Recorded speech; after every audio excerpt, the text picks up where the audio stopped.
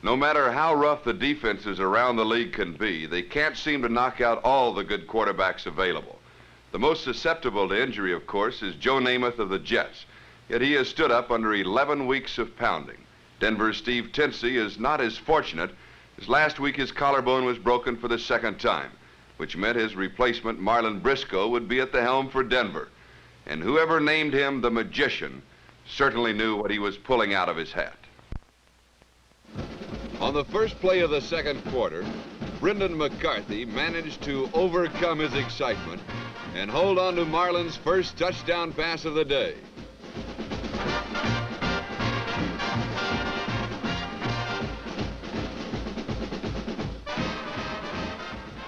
Two minutes later, it was Eric Crabtree's turn, and Denver led 14-0.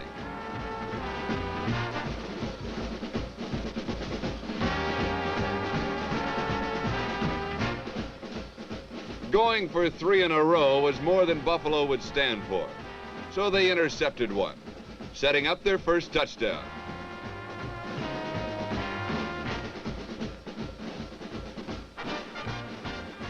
Gary McDermott brought the ball to the 1-inch line, where quarterback Ed Rutkowski snuck it over to cut Denver's lead to 7 points.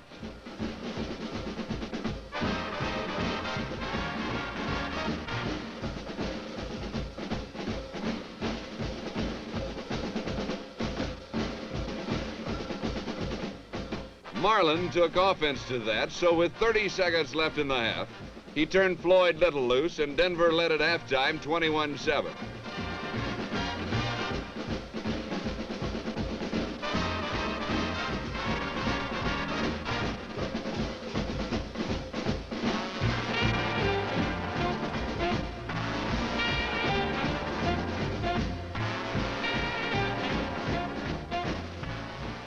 The fun was just beginning. Booker Edgerson stole some of Marlon's thunder and his lead with this 35-yard touchdown run to put Buffalo back in the ballgame.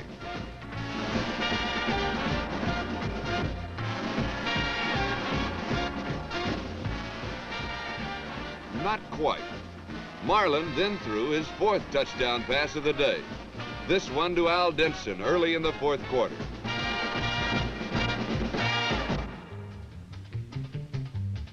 Then the game got very interesting. An interference call allowed Buffalo to score a touchdown and a 2-point conversion.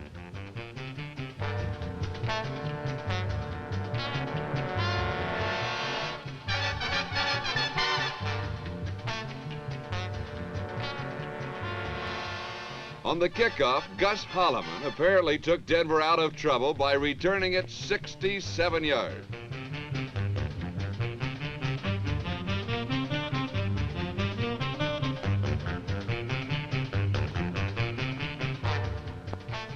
Denver couldn't move, so Holloman then intercepted a pass and scored a touchdown himself.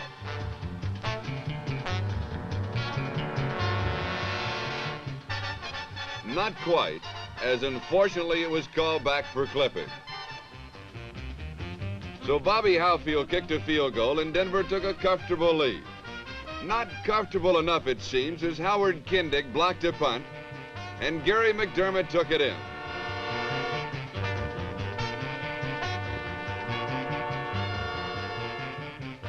With a 2-point lead and 1 minute to play, all Denver had to do was run out the clock. Not this time, said George Sames. So he picked up Floyd Little's fumble and ran it to the 10-yard line. Bruce Alford kicked a field goal, and with 30 seconds left, Buffalo took the lead.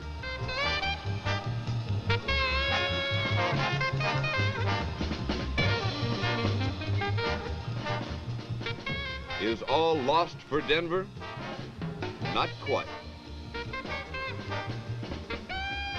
Briscoe went right back to Floyd Little for a 60-yard completion.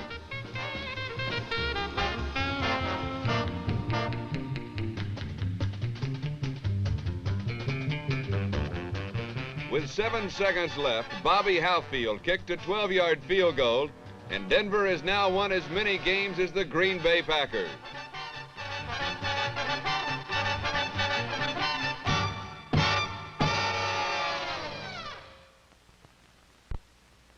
Today was rookie day as Boston started 8 first-year men. For a while, it looked like the rookies had the upper hand and might even have an easy day against the Dolphins. The game started with powerful running by R.C. Gamble and accurate passing by Tom Sherman, both rookies.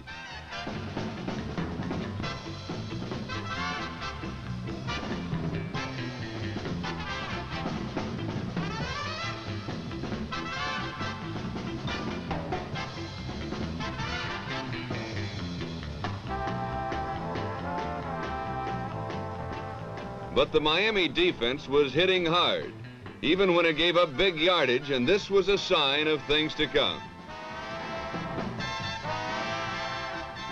Boston scored early on a 15-yard field goal by Gino Cappelletti.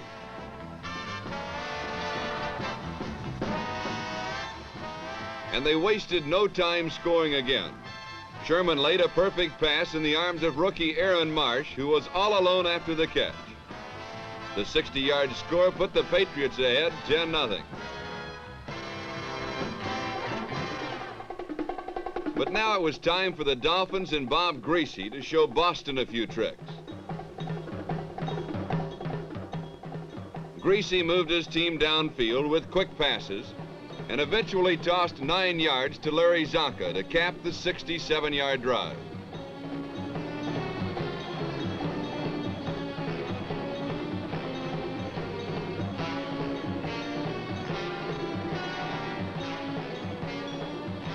This made it 10-7 in the second period.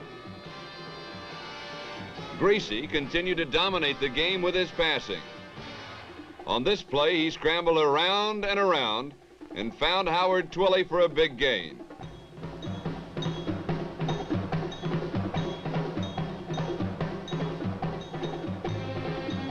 This set up Jim Key's 17-yard field goal, which knotted the score at 10-10.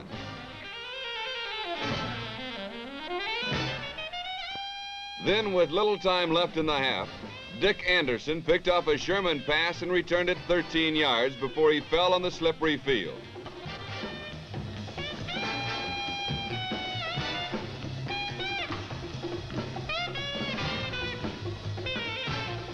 This interception set up another score.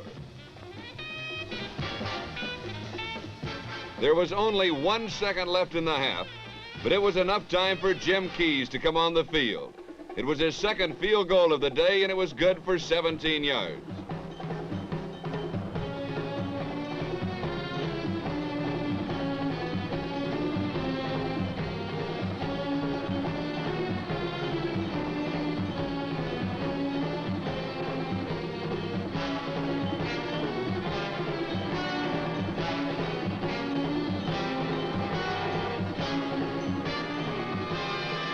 The kick put the Dolphins ahead, 13-10 at the half.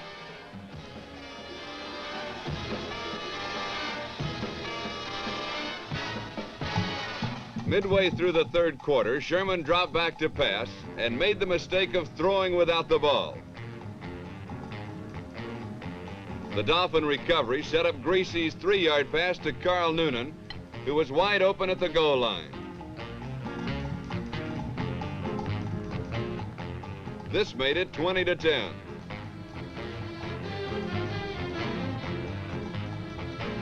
Tom Sherman is a rookie quarterback, and today he learned to watch out for Dick Anderson, who made his second interception with a great steal of a pass intended for Art Graham.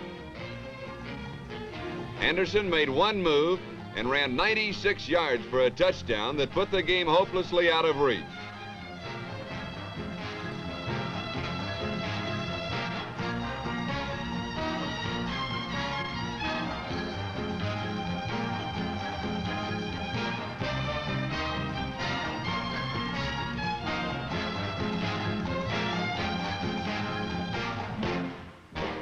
This score made it 27-10 early in the fourth quarter. The Dolphins scored one more time. First, Greasy threw to Jim Kick, who made a nice run for long yardage.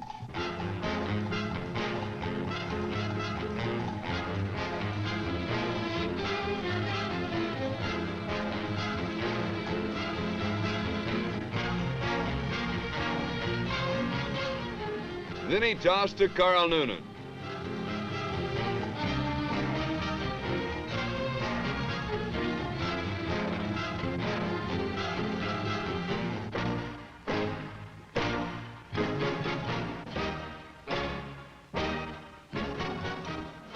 This was Noonan's second touchdown catch of the day, and it was Greasy's third scoring pass of the day.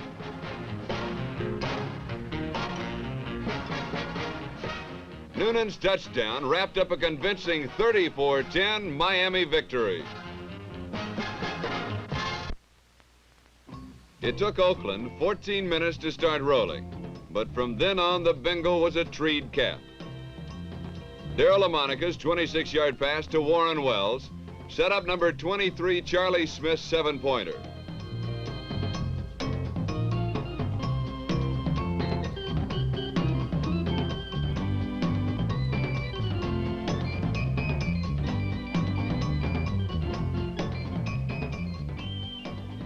Despite excellent running by number 18 Paul Robinson and flamboyant plays called by quarterback Dewey Warren, Cincinnati could amass only 160 yards total offense against almost 600 yards for the Raiders.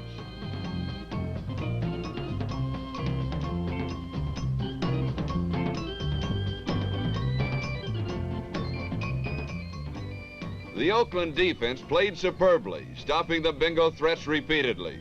Warren Powers made the game's only interception to halt one Cincinnati drive.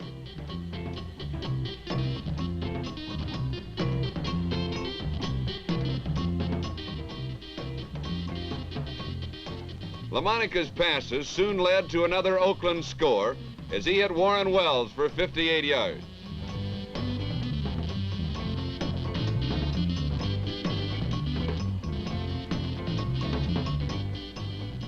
He then connected with number 35 Hewitt Dixon, who scored and bounced the ball into orbit.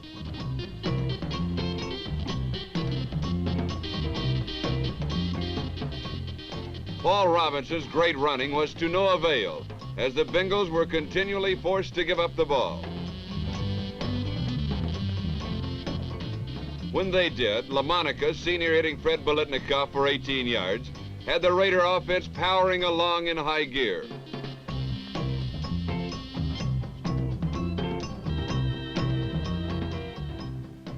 The last play of the half was a screen pass to Hewitt Dixon, who covered 33 yards.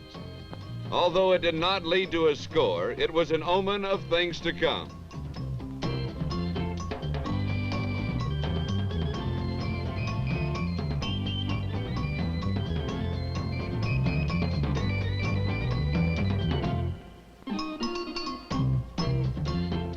The score was 14-0 Raiders at the half.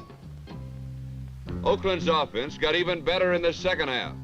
LaMonica's passes, like this 41-yarder to Charlie Smith, set up two George Blanda field goals, and the Raiders led 20-0.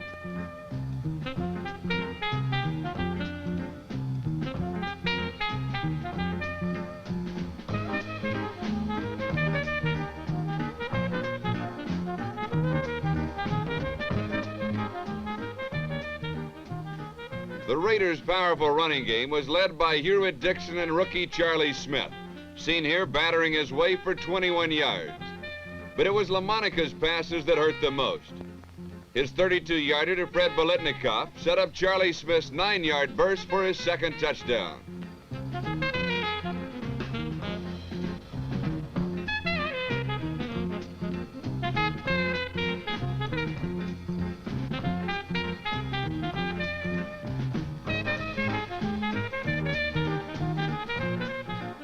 Cincinnati's inability to stop the pass cost them 7 more points when quarterback George Blanda hit Billy Cannon, number 33, who looked like a hermit in the end zone. With the final score 34-0, the Bengals did not offer their fans very much, but it's the thought that counts.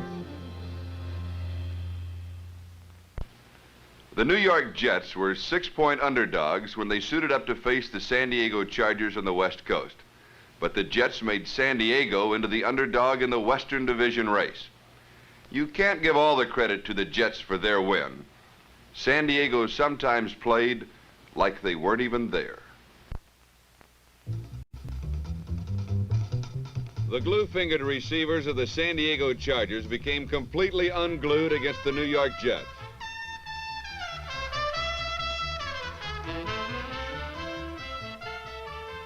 Passes and patterns were being executed as well as ever, but sure hands became unaccountably stiff.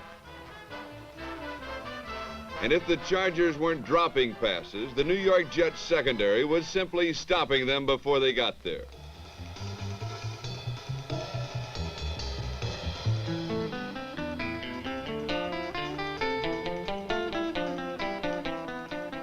Even San Diego's elusive runners became quite available to the Jets' quick defense.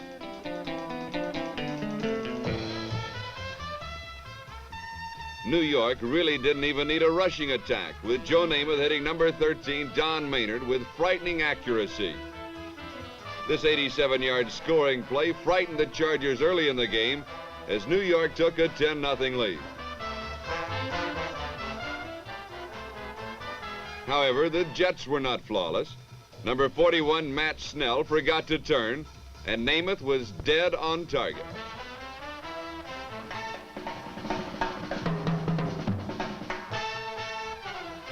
But where the Jets' mistakes were humorous, the Chargers were not.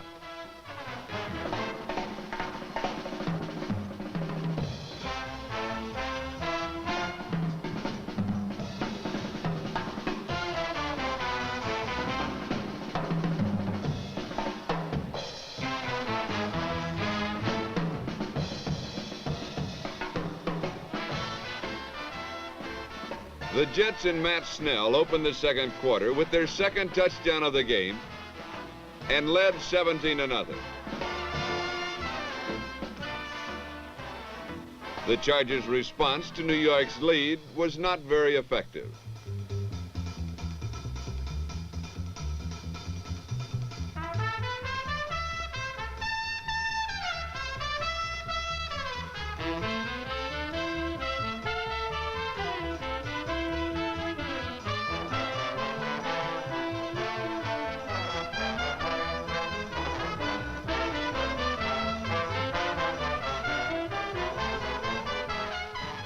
Although this time the Chargers defense foiled the Jets.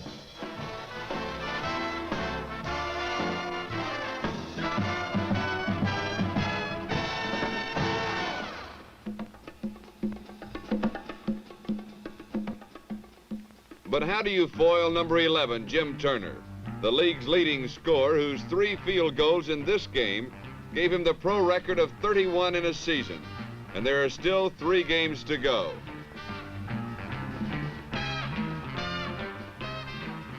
San Diego's answer to the Jets' 20-0 lead was characteristic.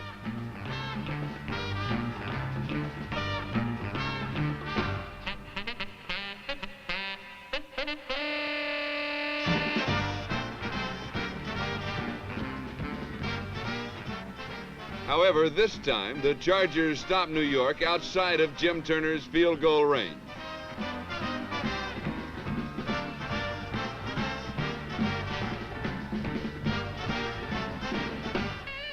So the Jets were forced to punt.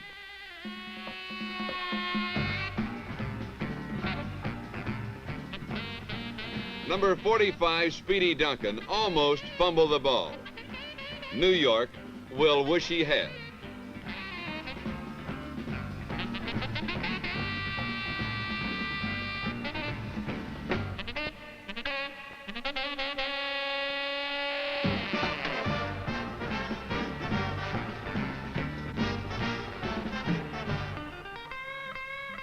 It was love and kisses for the Chargers, now trailing 27, but Joe Namath did not let them long enjoy their laurels.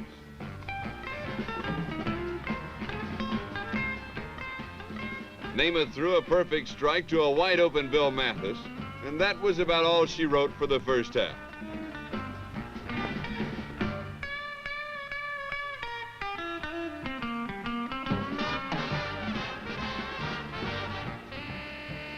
The Jets led 27-7.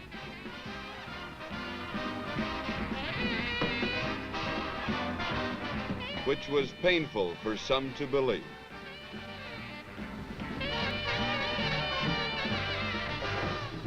The Chargers' offense in the third quarter was like the Chargers in the first and second.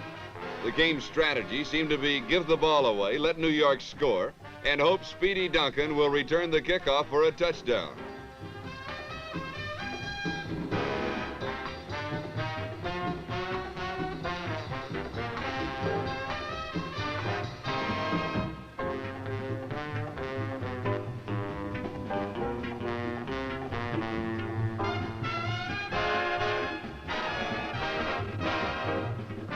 Namath and Maynard obliged by taking the Jets to the 1 on the last play of the third quarter.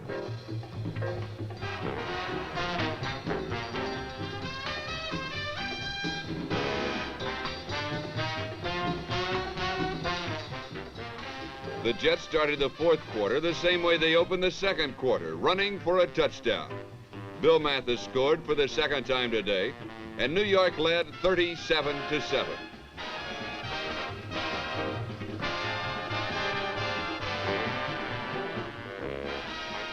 Speedy Duncan did not return the kickoff for a score, but he didn't have to. All of a sudden, San Diego came alive and drove 80 yards for a touchdown. But it wasn't easy. On 4th and 2 on the Jets' 3-yard line, John Hadle found Jack McKinnon. The Chargers made a 2-point conversion, but it was far from enough. The sign signifies a San Diego touchdown, but it may symbolize San Diego's title hopes.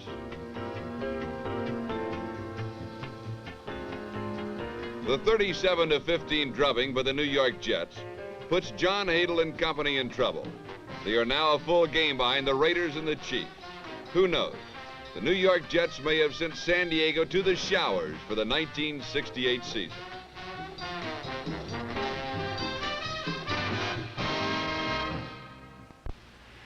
This is the situation in the American Football League with 3 weekends remaining. In the Eastern Division race, the New York Jets are leading the Houston Oilers by 3 games, which means that the Oilers must win their 3 remaining games to be tied with the New York Jets. Should the Jets win at least one of their 3 games, they will win in the East. Now, in the West, it's a bit more complicated. The Oakland Raiders and the Kansas City Chiefs are tied with a 9-2 record, and San Diego is a half game back with an 8-3. Now, the Chargers have a bit of a problem in the Western Division race. They must play Denver. In addition, they must play Kansas City and then Oakland. They have to win all 3 for there to be a 3-way tie. Should either the Oakland Raiders, the Kansas City Chiefs win all of theirs and San Diego lose one, there would then be a 2-way tie. So it's still a toss-up in the West. I'm Charlie Jones. If I were only your TV weatherman, I could predict 3 weeks in advance what the prevailing win in the West would be.